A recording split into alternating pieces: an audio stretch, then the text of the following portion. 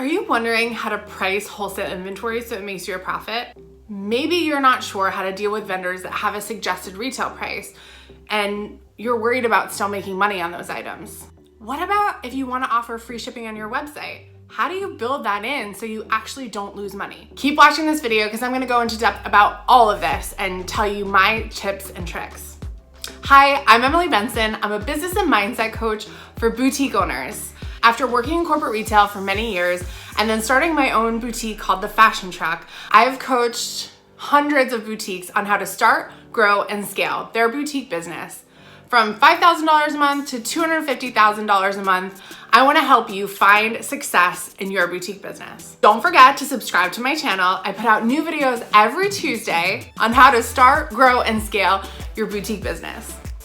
So let's start from the beginning. You're out there, you're buying wholesale inventory, and you're wondering, how do I make a profit? Well, first and foremost, you want to look for wholesale inventory that you know you can mark up at least 3 times. 3 times. So what does that mean? Let's say you buy a shirt for $10. That means you need to be able to charge $30 for it. Maybe you think you can't charge $30 for a specific shirt. Well, guess what? Then you need to find something at a lower price.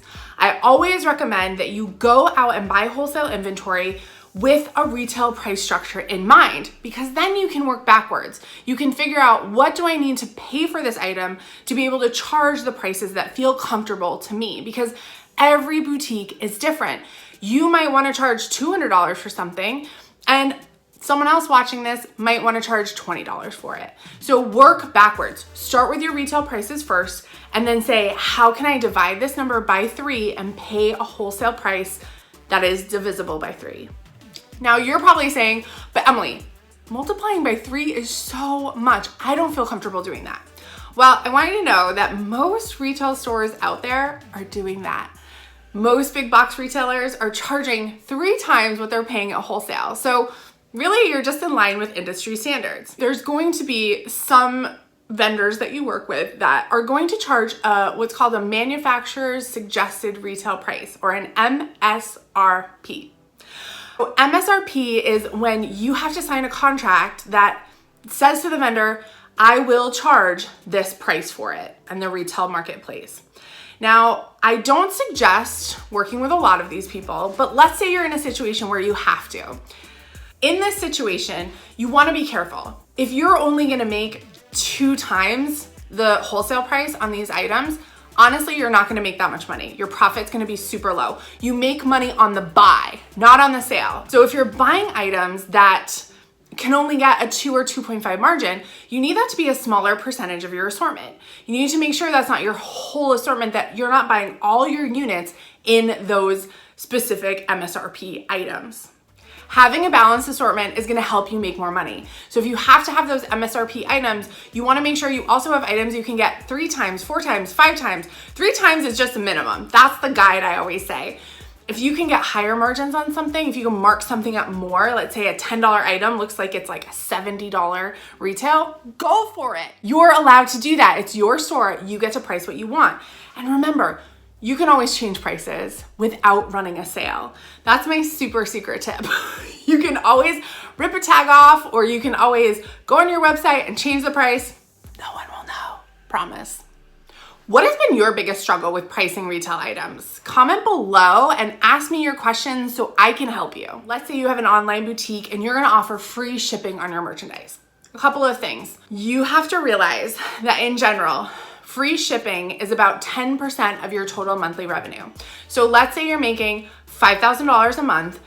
Generally, your shipping is gonna cost around $500. That's $500 that you want back in your pocket.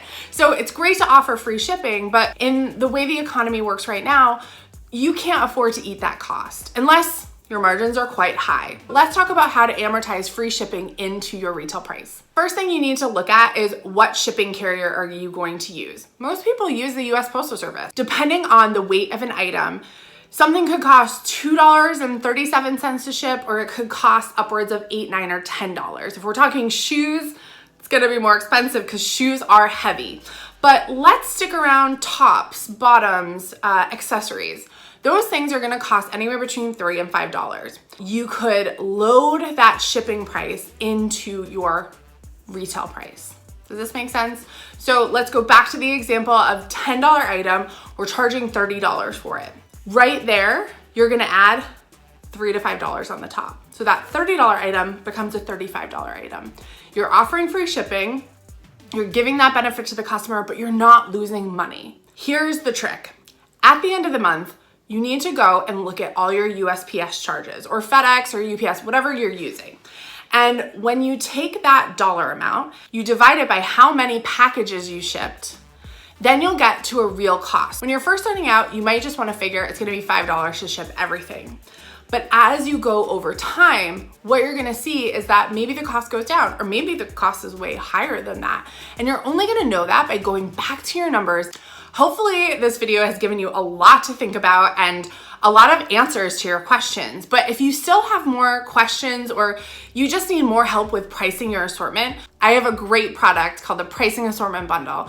We have the link down below. It's gonna walk you through step by step by step how to price your assortment, how to make sure you're making a profit, and really visualize what you're putting into your store. Because at the end of the day, you could have a really well-priced assortment, but if it's not well balanced, it could not work. If you need more help with this, check out the link below for my Pricing Assortment Bundle. I can't wait to help you. I'd love for you to come join me over in Boutique Land. Subscribe, like, comment, share this video. There's more people like you that need my help. I can't wait to help you make more friends and make more money.